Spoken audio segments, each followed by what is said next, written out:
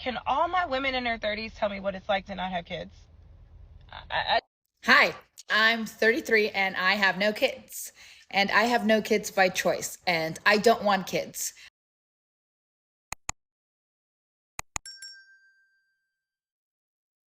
Welcome back to the channel. If you're new here, you are welcome. Today we have a fascinating and often misunderstood topic to explore: women who choose not to have children. Our goal is to understand their perspectives, the challenges they face, and the fulfillment they find in their decision. But first, if you are not yet subscribed to the channel, please go ahead and do subscribe. Don't forget to turn on the post notification bell so that each time we upload a brand new video, you are notified. Without further ado, let's get into the video. I'll play a few clips of what some women had to say about this topic. Please watch. Anybody who is in your life right now that is encouraging you to have a child when you are not ready is at best a hater. At worst, they hate your guts. Because who would want you to purposely put yourself in a position to struggle mentally, emotionally, financially, if they had your best interests at heart? Kids are a ton of work. And I'm going to tell you right now from experience, 99% of the people who are now pressuring you to walk yourself into this situation will not be there for you when it happens. Matter of fact, they're going to be the ones to judge you the harshest while watching you drown. And yep, that goes for his mama too. So do yourself a favor and consider the fact that these people are trying to walk you into a situation that does not serve you or your baby as a threat. A lot of people don't want to have kids because they don't want to have to sacrifice their own happiness and their own pleasure for somebody else. And I think that's admirable that you know that about yourself, because a lot of people are going to be like, you're so selfish. But it's like, yeah, I know I'm selfish.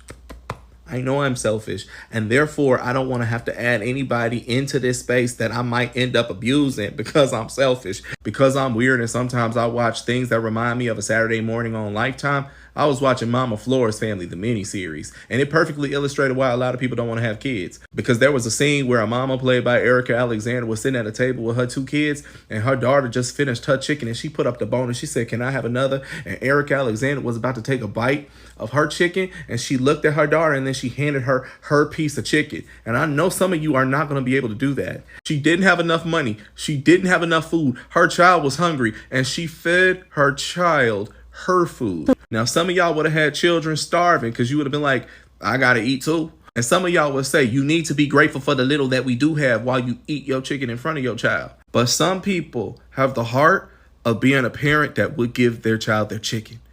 They just don't want to give that child that chicken, so that's why they're not having a child. People want to feel comfortable that they are going to be able to reliably feed themselves and their children because they do not want to have a hungry child. And if their child is fed, they want to make sure they can eat. No kids on the brain. If anything, I am like more grateful that I don't have kids, because that definitely adds so much pressure. I'm 38 years old, and I think that if that was something that was really important to me, I would probably be feeling a lot more stressed about where I am right now and about dating and relationships and all of that. I don't have that pressure of having the ticking biological clock, and I have no desire to have kids with anybody. I'm so excited that I have complete autonomy now of my life. I mean, I always had autonomy and I always had a lot of independence within my relationship, but now I kind of feel like, you know, I can do anything, and there's so many things that I'm looking forward to. And not having kids is like amazing because I can do all of that. Trying to get attention, but this is crazy to me. And it's crazy to me the comments that I got on my video about being 38 and not wanting kids. It's so interesting to me how that is so hard for some people to comprehend. I know that I don't want kids, like I know that the sky is blue. I am more sure of it every year of my life. People always say like, oh, but you might change your mind. Every year that passes, the more sure I am that I am making the right decision for myself. And I don't understand why some people care so much whether somebody else procreates or not, especially somebody that they don't know. And the people who say that if you don't have kids, you're missing out on the meaning of life and life's purpose. In this day and age, I believe that you can find purpose through so many different areas. I find purpose through my work that I do in recovery. I find purpose in my career. I find purpose in my relationship with my family. I find purpose in my relationships with my friends.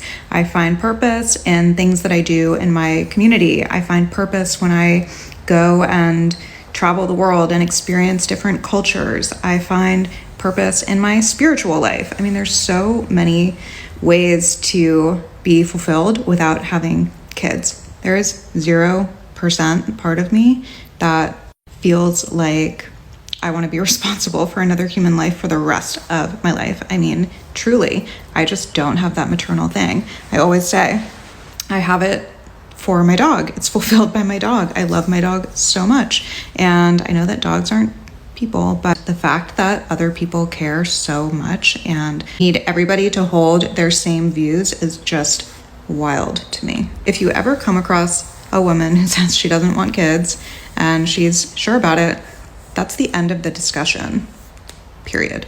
Do y'all mean to tell me that a healthy, happy woman will willingly choose to spend the rest of her life by herself? Like, is that what we're saying? That is precisely what we are saying. Why is it so hard to believe that a woman who is healthy and happy cannot be healthy and happy by herself? Just because you might not want to stay by yourself, that's perfectly okay. But some women are fine with being alone. Maybe if we drop in some statistics, you will be able to visualize why. Married men saw the biggest drop in mortality rates, which research pointing out that men who are tied down are less likely to take risks and get into accident or consume alcohol and drugs. Bad news for women, though, as the deep dive into the data revealed their mortality benefited less if they were married. Women are dying younger married to a man versus if they stayed single and child-free. Let me reiterate, single and child-free, because I know you're going to come back with the argument that somehow we're encouraging single motherhood, and that's never the case. Single, child-free women are happier and tend to live longer lives, because in this economy, as much as women like to talk about having a provider and stuff like that, most women will not be kept women. That's simply the facts. Based on the economics and how much men make a year and what is required to sustain a family, most men cannot sustain a household by their own. So most women work. And even with most women working, most women also still do a majority of the housework. Even if you have a spouse or a husband who is willing to do the work or willing to do some house labor, women tend to take on way more, especially when it comes to child rearing. So why is it so hard to fathom that with everything that comes with a marriage, that women would be happier just being by themselves? Some people don't want a man just for the sake of saying, I got a man. Some women only want to have a man just to be able to say they have a man like it's a trophy. I'm sorry that you don't like you enough to be by yourself. And just because someone isn't in a relationship doesn't mean they're lonely. Time and time again, women have stated we have other relationships outside of a husband. Women have very strong friendships aside from men, versus men that get old and alone and don't have friends. Women tend to still have friends. You know what I'm saying? So it's like, I just don't understand why you can't believe that. Child-free people and say that we're selfish for not wanting to have children, and yet the act of having children is what's selfish. You are bringing a human being into the world and its sole purpose is to make you happy. Have you ever really listened to someone's reasoning for wanting to have children? I want a mini-me. I want someone to take care of the family business when I die. I want someone to take care of me when I get older. I want grandkids. I want someone to love me unconditionally. Those are all selfish reasons, especially if that baby is born in the US. And don't let that baby also be born with a uterus, because that just makes it even worse. You're bringing them into the world knowing that they're going to suffer because you want to be happy. That's selfish. And yet child-free people are the ones that are called selfish because we would rather focus on ourselves than focus on bringing another human into the world. A world that we know they won't be safe in. I don't understand how it's selfish to see the world that we live in and how much it sucks and to think, okay, let me not bring another human into this to also have to suffer like the rest of us. I would rather spend my time trying to make the best of my life on this earth than to try to bring somebody else into it to possibly make me happier, and yet they're going to be miserable as well. Let's dive deeper into the motivations and shed more light on why some women choose not to have children and how society can better support their decisions. Many women choose not to have children for various reasons, including personal fulfillment, career aspirations, and the desire for independence. Society can support these decisions by respecting individual choices and reducing the stigma around them. Some have been passionate about their career and personal growth. That means that not having children allows them to fully dedicate themselves to do just that. For some, it's a strong desire to travel and experience different cultures, and not having children gives them the freedom to pick up and go whenever they want, without any long-term commitments. For some, not having kids means that they have fully immersed themselves in their passion without the responsibility of parenthood. There is a lot of pressure, especially from family and friends, but learning to stay true to yourself is very important. Society often expects women to become mothers, but these are women who believe in living a life true to themselves rather than conforming to societal norms. For some, it's having the freedom to make their own choices. They face criticism for their choices, but they stand 10 toes for their decision. Let's address some common misconceptions about women who choose not to have children. The first one is that they are selfish. Choosing not to have kids does not mean that one is selfish. It means they are making a conscious choice about their lives and happiness. They contribute to society in other meaningful ways, whether it's through their career, volunteering, or other passions.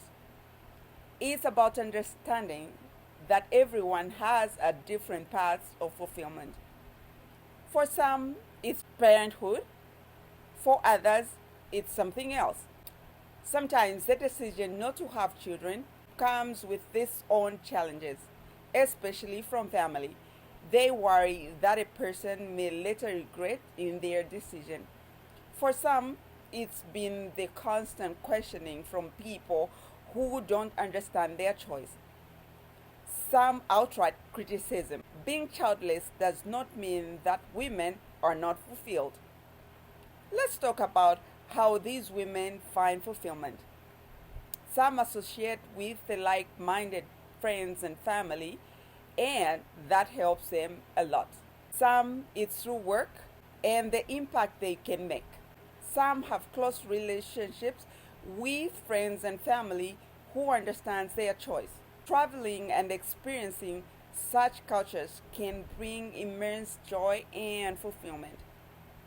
Some find writing and creating art to be a source of happiness. They find fulfillment in their creative endeavors. Thank you for watching this video. If you found this to be enlightening, please subscribe and turn on that post notification bell so that you are notified when we post a brand new video.